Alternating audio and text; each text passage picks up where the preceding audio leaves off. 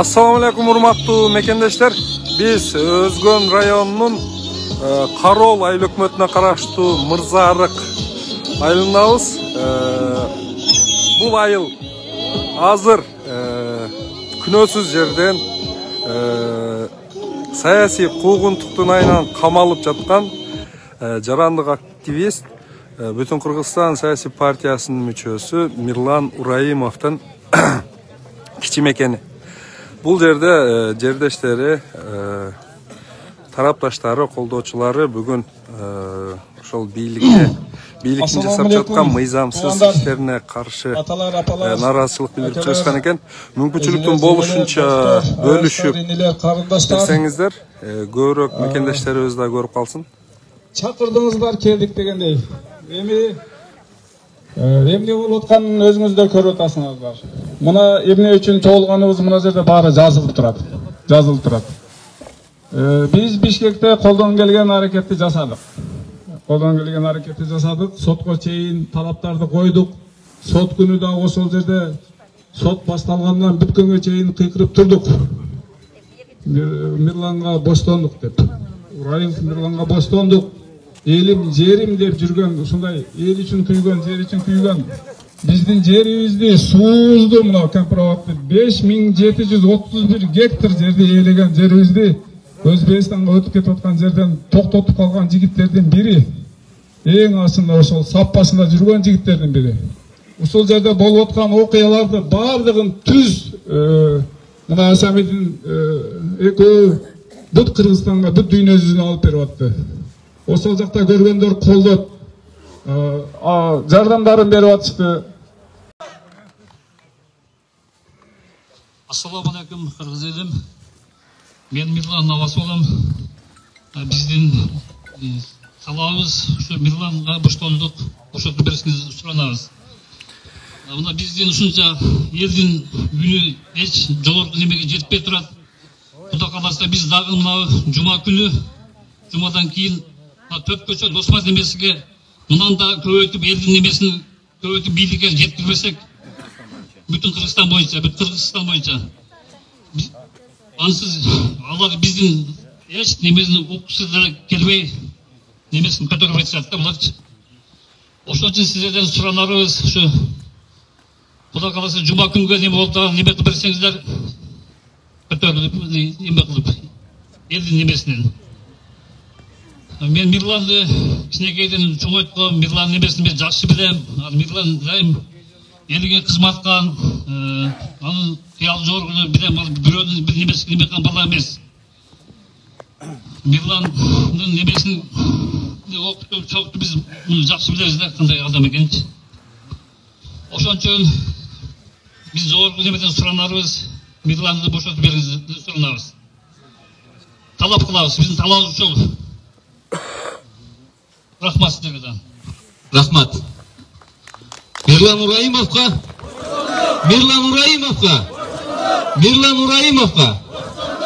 Рахмат. Келіңіз. Бару дағы сөйлей тұрғандар. Ассаламу алейкум, урматтуу ушул жерге чогулган кадырман калп сиздерге терең ыраазычылык билдирип рахмат айткым келет. Анткени сиздер кайдыгер эмессиздер. Сиздер чындык менен адилетсиздиктин айырмасын көрүп турасыздар. Ошон үчүн могул сууктун күнүнө карабай келип могул жерде отурасыздар. Кыргызстанда мыйзамсыздык, ыймансыздык Кыргызстанда туу чокусуна чыкты. Кыргызстан арамдыктын, арам бийликтин өкүм сүрүп аткан мамлекетине айланды. Буга далил мына ушул Мирлан Ураимовдун камалышы. Мирлан Ураимовду камоого бир дагы негиз жок болчу. Мирлан Ураимов өзү юрист, өз укугун абдан жакшы билет. Өзүнүн эле укугун эмес, бүтүндөй ушул сиздерди, жердештерин Россияда жүргөндө бүт кыргызстандыктардын ошол жерде укук жактан кыйналган, укук талаасында кыйналгандардын таламын талашып, укугун коргоп келген жигит. Ушул жигит кантип билбесин? bir komentariy yazıp özüne minus pay alıp gelip kalışın. Sonun bilet bolçu.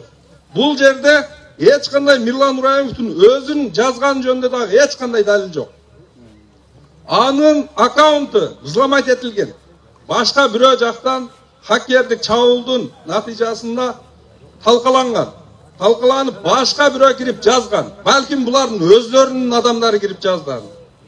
Ошол күнү саат 1:30'da girip Samsung G6 деген modeldeki telefon arkılуу girip Miрлан Нұрайымов iPhone işletet dayım. Ошол Samsung менен кирип 1:30'da 22'si günü. 1:36'da жазат ошол комментарий. Аны эч ким деле окубайт, эч ким кылбайт. Аны бийликтен өзүнөн башка эч ким билбейт ал комментарий кайерге жазылганын. Болбосо Miрлан Нұрайымов менен биз дайым немеде чогубуз, ошол Facebook'ta дагы достуктабыз. Bir жерге комментарий жазса же башка кылса, анын аракеттери бизге көрүнүп турат. Биз көргөн жокпуз ал нерсени. Бийликтин өзүнөн башка эч ким көргөн жок. Анан ошол инсандар бүгүн Miрланды алып кирип отурат. Мейли эле эгер Miрлан дагы бул бийлик болбой калды. Бул бийлик арамдыктын туу чокусуна чыкты. Буларды кетирбесек болбойт. Чыңгызхан учурунда 6 эле өзүнүн жокери менен дүйнөнүн жарымын баскан. Биз ушинтип өзүбүздүн ак үйдү кантип баса албай калайлы, ушунча эл кеттик деп барып, ак үйдүн тосмосун ашып атса, ошондо камаса эр экен дейт элек, бийликке баш көтөрдү дейт элек. Бирок учурунда ошол азыркы биздин бийлик жаман деп жүргөн бийликтер, биз деле жаман дегенбиз, туура сындаганбыз. Бирок ошентсе дагы ошол азыркы бийликти кечирип кое берген, билесиздер да. Камап жок кылып берген эмес да. Ак үйдүн тосмосунан элди жетелеп барып, ашып түшүп, бийликти басып алууга ачыкча аракет жасаганда дагы кечиришкен.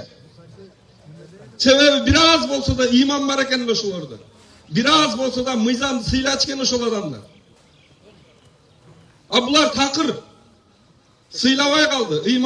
Иманы жок экенин көрсөтүп атат, мындайча айтканда.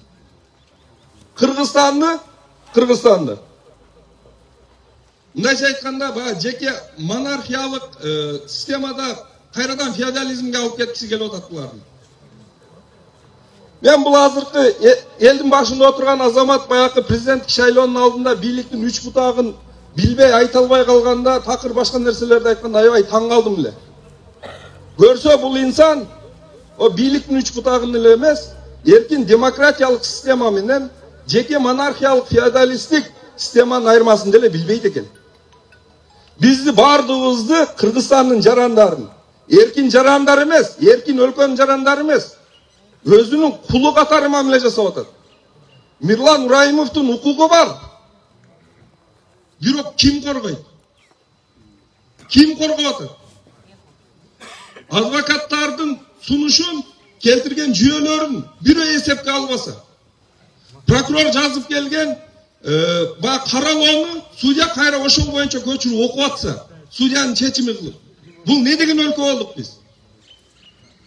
Урматтуу мекендештер, бул жерде тургандар билем барыңыздар кайдыгер эмессиздер, ошон үчүн ушул жерде турасыздар. Мен мынау түз эфирден көрүп аткан мекендештерге кайрылгым келет. Бул жерде бул боюнча биз эл жөн койгон болсок, булар мындан 5 бетериң бар.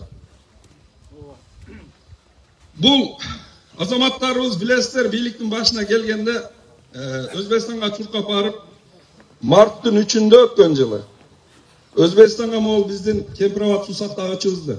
Бул Кемпирабад суу сактагычыбыздын аянты 5731 гектар. Же болбосо 57 миллион 310 миң метр квадрат жер суу сактагычы менен. 1 метр жер бербейм деп популисттик кылып жүргөн азаматтар былтыры ошол 57 миллион 310 миң метр квадрат жерибизди бул талаштуу эмес, дагы бирине баса белгилеп айтып кетүү керек, бул накта кыргыздын жери. Ушул жерди Өзбекстанга беребиз деген. Бир эле ал эмес, суу сактагычтын ылдый жагында азыр дамбанын алдында ГЭС турат.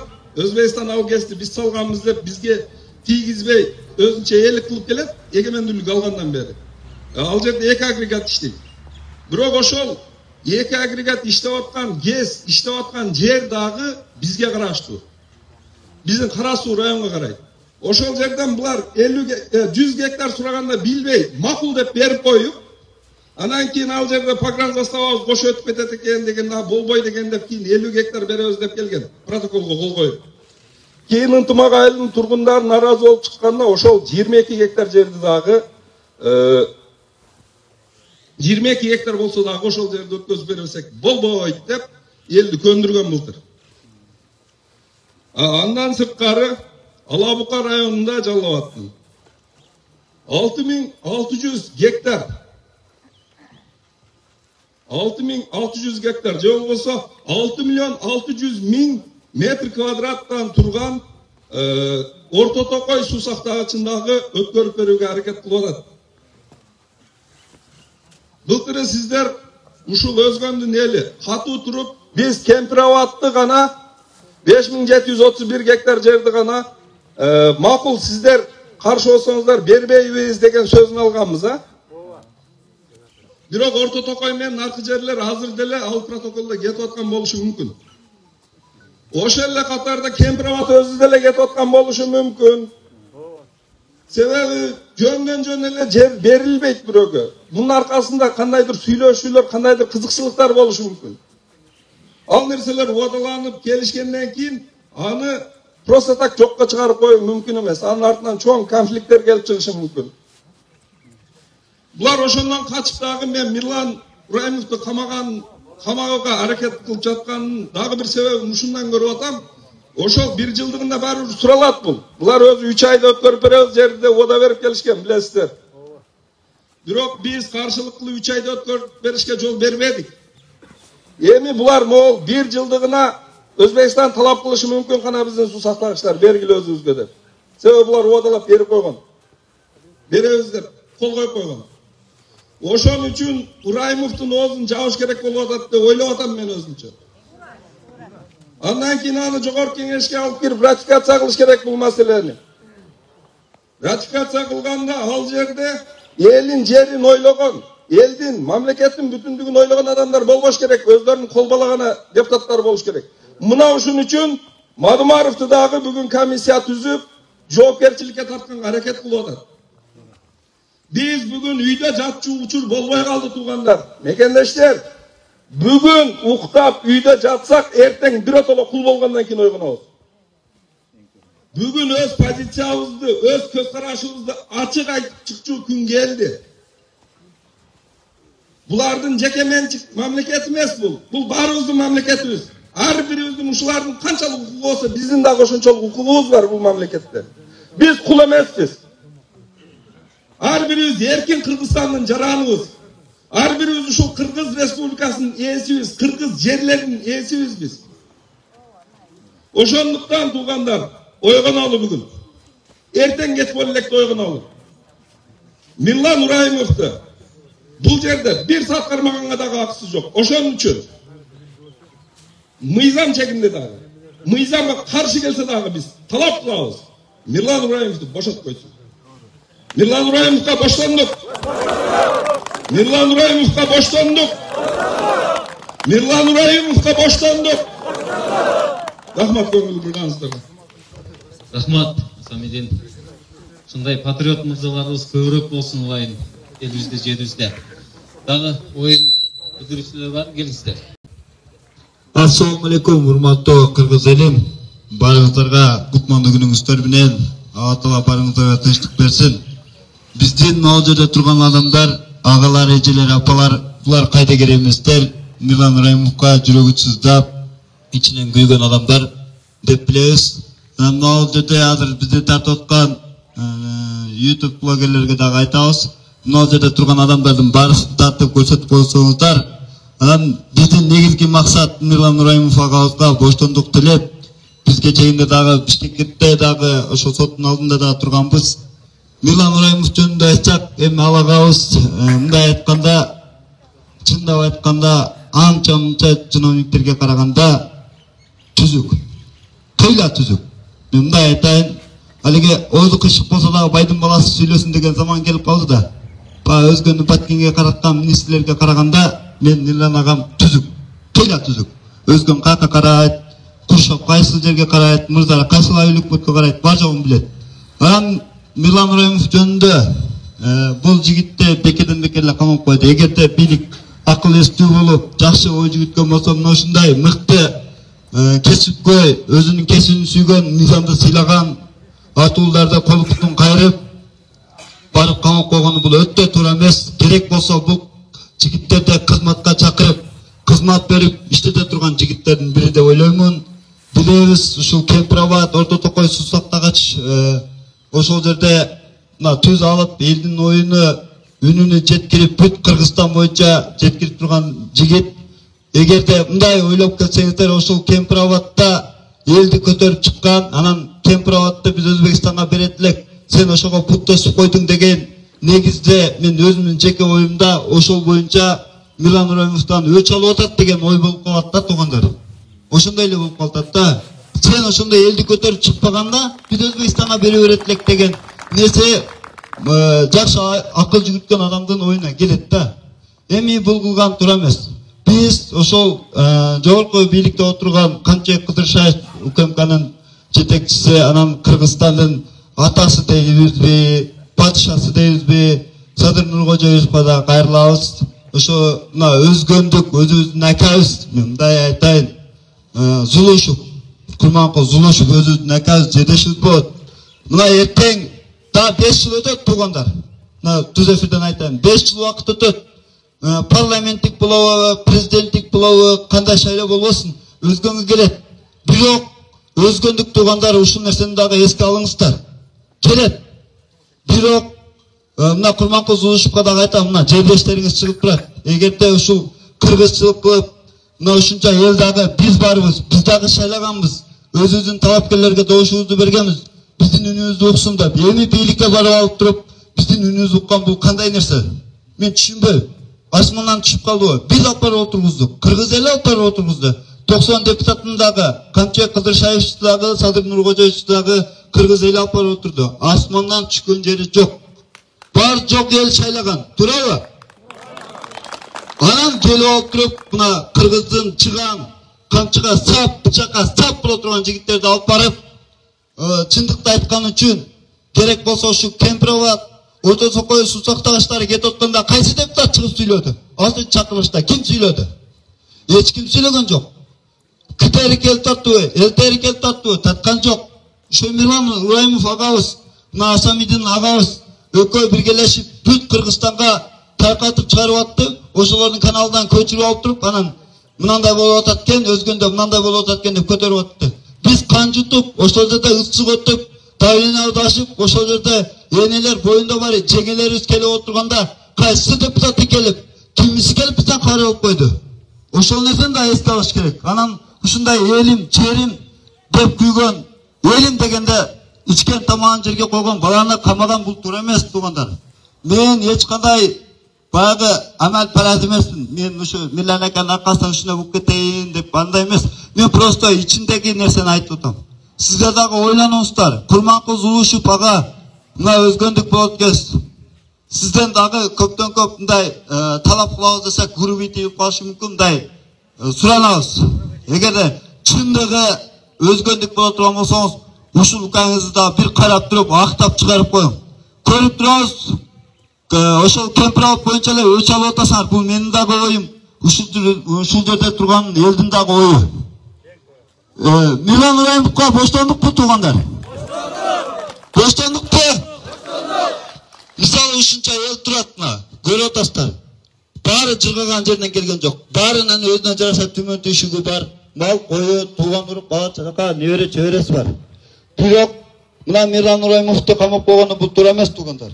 Ошондуктан ушу Садыр Нуркожоевич, Канчебек Кыдыршаевич, ушу Курманкул Зулушев биздин акабыз болот экен, жердешибиз. Ушул дагы бир ыйманы адам болсо керек.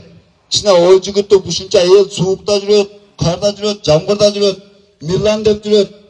Ушулардын да талабын эске алып, Мирлан Ыбраимовду чыгарып койсо, бул адилеттүүлүк болот. Биз көп нерсе сураган жокпуз. Акыйкатсыз болуп атат. Колу бутун кармап, өзү деле чакырса болот. Мисалы тойго деле чакырып берет, эртең таланчы той кылтат, 18-inde анан кел дейт. Miрлан аканы еске түсі жоқ эле барып, түнүмен барып камап кеткидей, ол не воро закон биле. Мындай айтайынчы, воро закон биле бул криминал чөйрө биле же неме биле, жанагы коррупционер биле, же бирдекени умарып кеттиби, же тонуп кеттиби, же мында Кыргызстанда аттуу баштуу мындай саясатчылардын бириби?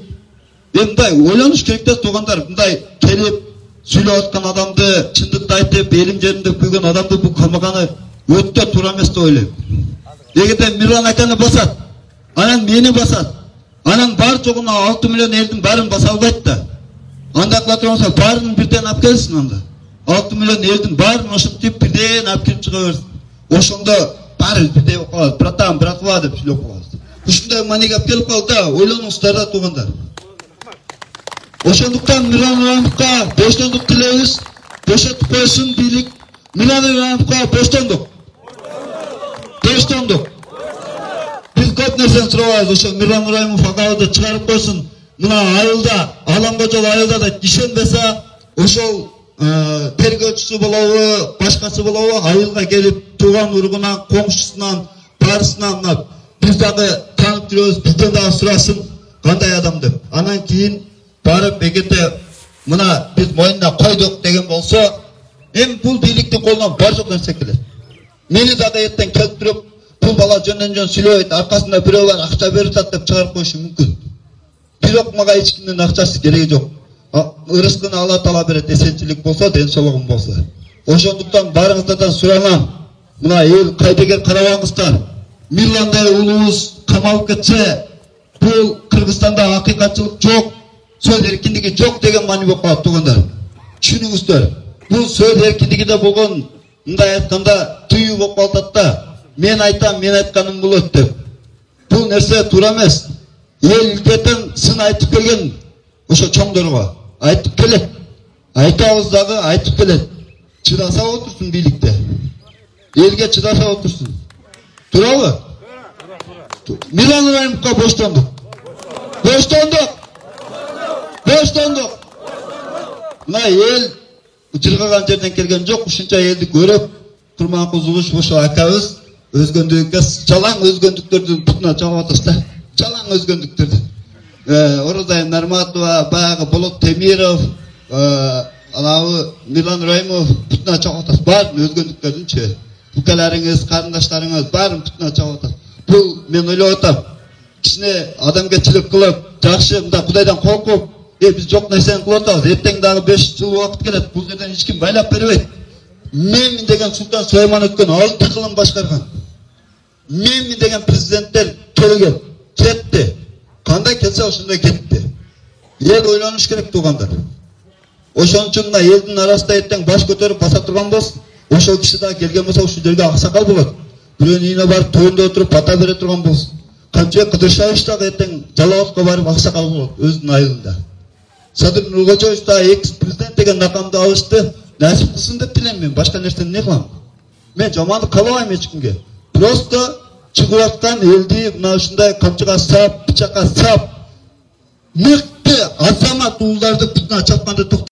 Мен дагы өзүмө жараша, өзүм арият намусум бар. Мен дагы болгон нерсени айткым келет. Мен ой жүгүртүп, мисалы азыр мына жерде барып микрофон сунсам баары айтат. Мирланды бекер камап койду, Мирлан жакшы бала эле деп. Ошондуктан мен сиздерден суранам, талап кылам, ошо Камчы Кыдыршаевич, Садыр Нургожоевич, ошо Курманкулов, мына Акылбек Жапаров, неме кабинет министри. Кичине мына элдин дагы үнүн угуп койгула. Биз дагы тажик эмеспиз, өзбек эмеспиз, биз кыргызбыз. Биз дагы элбиз мына. Деп бизди адам катары көрбөй атасыңар, биздин үнүбүз жетпей атабы же айта берет. Айта берет, кербен ит жүрө берет, тарбен жүрө берет деп атасыңарбы? Ошондой маани кылып атат да, биз сүйлөп атабыз, көрүнгөн жерден чыгып сүйлөп атабыз, биздин үнүбүздү укпай атат да. Мында экен биз эртең бийликке барабыз, барып туруп силердин айтканыңызды кылбайбыз деп эркекче айтып койбойсуңар анан, шайланып отуруп барып туруп ишти пачагасын чыгарбай. Мына жерге келип, көргөн стадиондо келип одадын беришти билесиңер. Мен ошол жерде 90 депутатка да кайрылам. 90 депутат дагы мындай эркекче болуп, ошол жерге чыгып, трибунадан ата эле 15 мүнөттө танап сурай бербеп, Фракциясында депутаттың саны көп екен, регламентке лайық 15 минут тәнәфіс берің. Урматты төраға, біз тәнәфістен кейін улантабыз. Өздері саат 10-да бараттағы 15 минут тәнәфіс алып, дағы тәнәфіс сұрайды. Мен ошол депутаттардан сұрайм. Ушунда камчыга сап, бычакка сап, жигиттердин укугуну коргогула ошол жерде туруп. Туугандар, биз дагы өткөнгө барганбыз. Биз дагы жолугуш өткөргөнбүз, ошол жерде убадабызды бергенбиз. Мына Садыр Нуркожоевич президенттик борбордо Өзгөнгө стадионду элди чогултуп, ошол жерде айта турган сөзүн айткан. Өзгөктөр да өзүнүн жаша оосун берген. Же бизди адам катары көрүп атабыз, же биз тажикпизби? Башка өлкөдөн келип жашап атабыз ушул Өзгөндө. Ошол нерсени түшүнбөй атат да буларчы. Ошондуктан мен сиздерге айтам, Мирлан Ураимовду бошотуп коюңуздар. Кеч боло электе бошотуп коюңуздар. Бул элдин улу. Элдин улу. Мирлан Ураимовго боштондук. Çok rahmat. Rahmat. Ademese hurmatlı tuğanlar. Haydigeri karavagan bizden aksakallarımız, ejelerimiz, ağalarımız, ağalar jinlerimiz gelip oturat. Elbette bu yerde jön жерден gelgen жоқ. Adaletlülüktü, mıyzamdуулuktu, hakikatlуулuktu talap kılıp gelip oturat. Hurmatlı biйлик töölдөрү, sizlerden suranıç. Ушул элдин талабын угуп коюңуздар. Ошонун бардыгы ошол Мирландын, мына Асамиддин ошол жасаган эмгектери, ошол жака түз маалыматты болгон, чындыкты жеткиргендин негизинде ошондой эл уюшулуп, ошол суубузду, жерибизди сактап калдык. Туурабы? Эң туура. Эми ошондой жигитибизди мына эми бир болгон шыртоолор менен өзүнүн аккаунтун ноябрда бузуп киришип, ошол аккаунт бузулгандан кийин Мирлан ал ошол аккаунтту бир көзөмөлгө алганга мүмкүнчүлүгү жок болуп калган. Өздөрү бузуп туруп, өздөрү Мирландын атынан бул төңкөрүш жасаш керек деген бир сөздөрдү жазып туруп, запрашик деген бир сөздөрдү жазып туруп, Мирлан менен мына канча жүрөбүз бир андай бир сөздү кошкон эмес. Мирлан бирөөгө катуу сүйлөгөн эмес. Мирлан өзү юрист, маданияттуу, билимдүү жигит. Мыйзамды так билген, башкалардан да мыйзамды так аткаруусун талап кылып жүргөн жигит. Ана ошентип ал Мирландын стили да эмес, Мирландын сөзү да эмес, Мирландын жазганы да эмес. Өздөрү жазып туруп, эки дос болбой калды. Бирини заправщик деп атап, бирин да бир нерсе деп атап туруп, акырында төңкөрүш кылыш керек деп жазып туруп, ошол жазганы үчүн ушул бул массалык башаламандыкка чакырып атат элди, бийликти башаламанга чакырып атат деген шылтоо менен ошондой статьяны коюп туруп, Мирланды камашты. Камаганда дагы үйүнөн келип алып кетти, террорист кармагандай. Террорист кармагандай. Күтүп отурушкан машинасы менен келип вараптасынын алдына токтогондо, дарбазанын алдына токтогондо барып кармап атат. Караңгы киргенде балдарынын аялдын көзүнчө чыркыратып, ошол керек беле? Биз айтып атабыз, бул өтө эле аша чапкандык. Өтө эле аша чапкандык. Бир повестка берип чакырса келет эле. Суроолоруна жооп берет болчу. Жок, ушул бир террорист катары кармагандай кармап, алып барып чыркыратып, анан сот ачып өтүш керек болчу. Сотту жабып өткөрүштү. Мыйзам боюнча ачып өтүш керек. Эч кимди киргизбеди.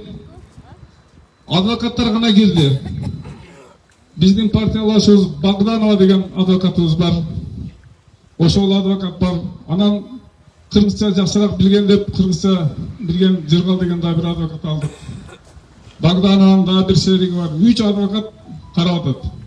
Канча деген негиздерди айтып атат. Силердин кармагаңар туура эмес деп. Мыйзамсыз деп айтса, уккан адам жок. Сот укпастан отуруп, ошол тергөөчүнүн жазганына негиз кылып туруп эле 2 айга камап салды. Анан эми бул абдан туура эмес иш болуп атат да. Абдан туура эмес иш болуп атат.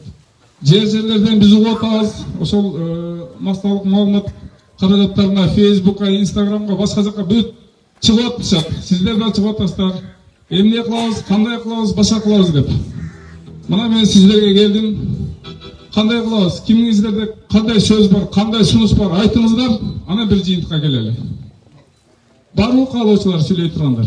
Негизги түзүлгөн жагдайды мен айтып бердим, мен айтып бербесем деле баарыңар жакшы билесиздер. Барлык сүйлөй тургандар.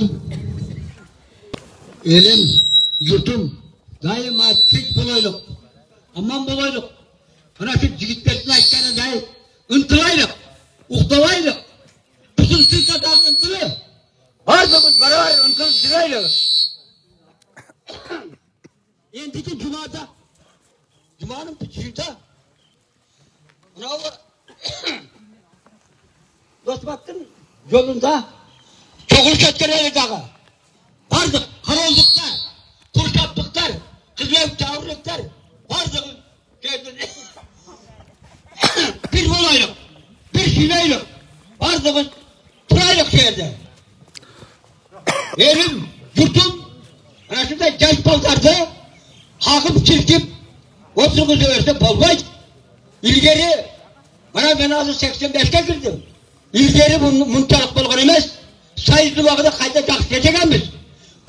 Bu adı Kırgızistan öz memleket bolup alıp, bizlerini kılıp, ketkenler ketti. Oturmuşkandı oturmuştu. Oturmuş alıp kaytar çıkarıp alıp atar. Oyun işi besle. Tık bolarız ki, ıntibak bolarız diyelim.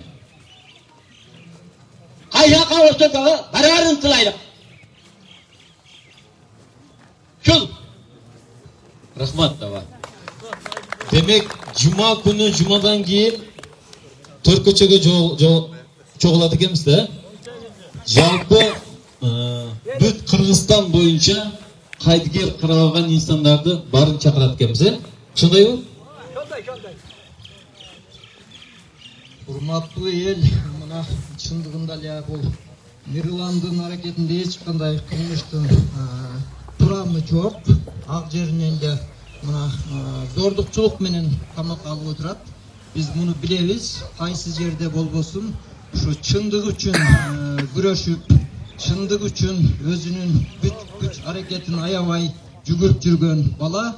Oşol emne olsa da oşol memleketimiz önüksün, memleketimiz qoom taza bolsun, el daima hakikatlı, çındıklı aytsın dep buna güreşip жүргөн bala. Bul негизинен жалпы эле кыргыз эли сыймыкта турган бала. Ушундай баланы кармап отуруш, камап отуруш бул негизи Кудайга да жакпайт. Негизи кыргыз эли деле ошол чындыкты каалаган, адилеттүүлүктү каалаган эл болот.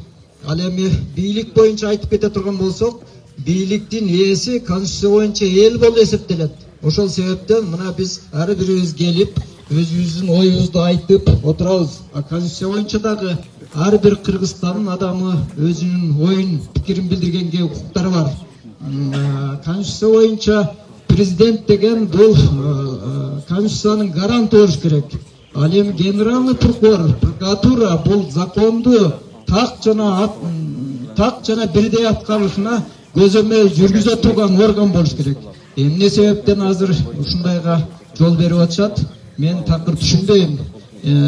Egerde biz mıyzamdın talası menen yaşayasak, anda hiç kaçan tartipte bolmayıp, hiç kaçan eldin narazçılığı küçögöndөн küçöye beret. Negizi murunku vaktarda oşol daima ırçır göp bolup, uruşlar göp bolup gelgen vakta anan oşondan janagı mıyzam degende oylop tavuşup, mıyzam degen barına birde işleş gerek dep anan ошол мыйзамды кабыл алып, ошо мыйзамдын правиласы боюнча, мыйзамдын эрежеси боюнча жашайлы, эч кимге нааразы болбосун. Эгерде мыйзамды ким гана болбосун бузган болсо, ал жооп берсин деген максатта ошондой мыйзамды кабыл алышып, анан дүйнө жүзү боюнча ошол мыйзам менен гана жашайлы деген ошондой түшүнүктө келе жатышат.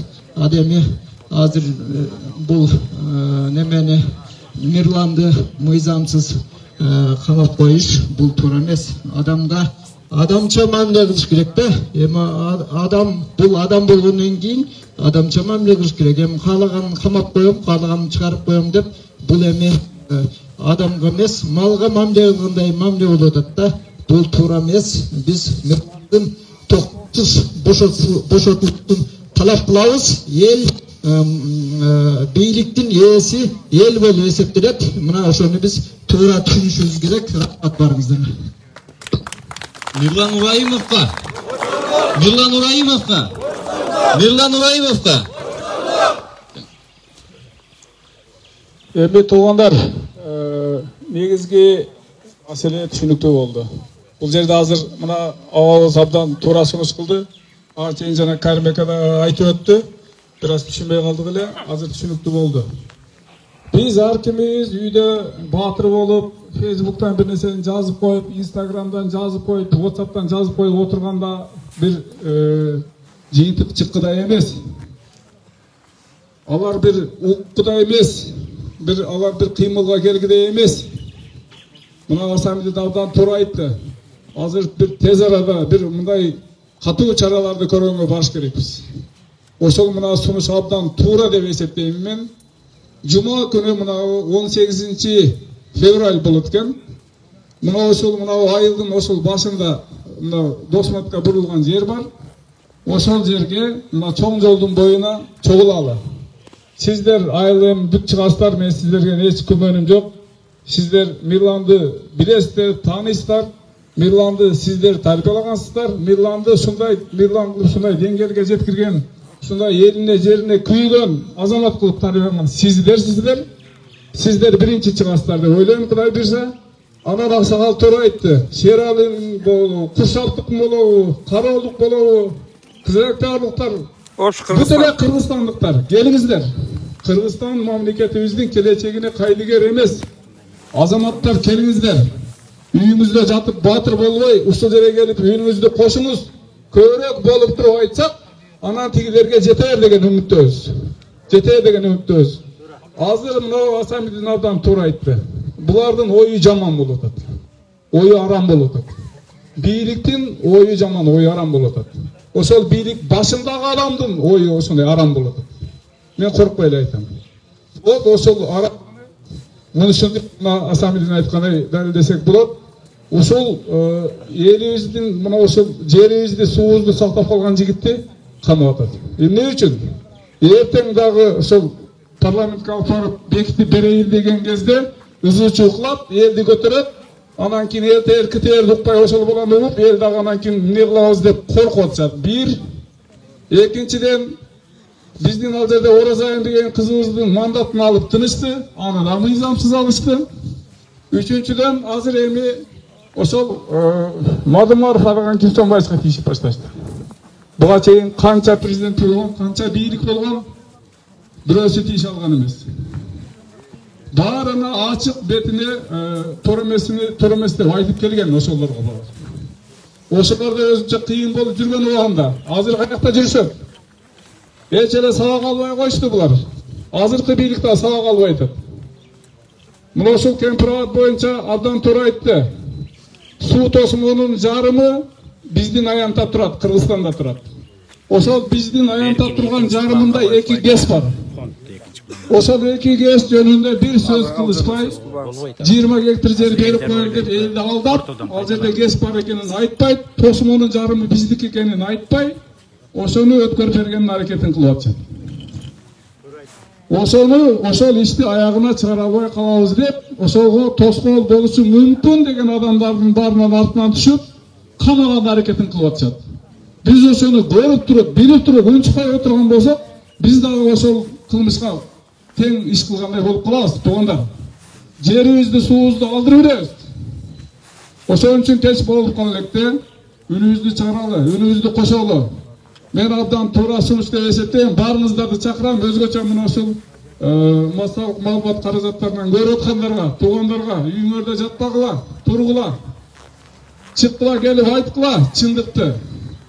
Биз мыйзам чегинде тынчтык митингини 18 февраль күнү, жума күнү саат 3-тө жума намаздан кийин ушул мына Мырзарык айылынын башында Ош Бишкек трассанын боюнда ошол Досмат деген айылга бурулган көчөнүн ошол жерде чогулалы. Ошол жерден баардыгыбыз үнүбүздү чыгаралы. чогулуп катуураак айтсак, анан тигилерге жетер деген үмүттөбүз. Туурабы? Баарыбызды сиздерге чакырабыз. Тынчтык митингин өткөрөбүз. Мыйзам чегинде талап кылабыз.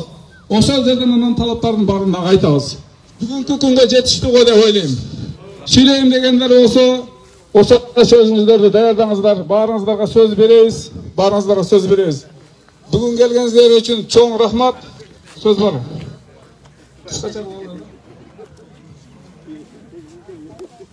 Assalamu alaikum. Ulu Kırgız halkı. Biz Uşak çoğulup durabız. Bizden bir de maksatımız var. Burayı mutlu bekerden bekerle kanıp koyduk. El jönüle kalbaydı, kaydıger oğlu oturup kalbaydı üylerinde. Sizlerden amalınızlar bizge belgili olup kaldı.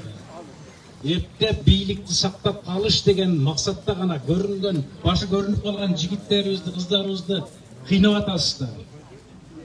Бул ак эйлет сынбайт, эч качан аларды сындыра албайсыңар. Ушунча эл колдоп турганда андай жигиттерибиз, кыздарыбыз сынбайт. Бул биринчиси. Буну менен бийликти сакташ өтө кыйын. Жалаң достор чогулуп алып, бүт компания түзүп мындай чалганда, орусча айтканда. Ошо компанияңар баарыңар ыдырап түшөсүздөр. Жан жокөрлөрүңөр силерди аңга түртөт. Мына Акылбек Жапаров деген илгертен бери 30 жылдан бери бийликте келет.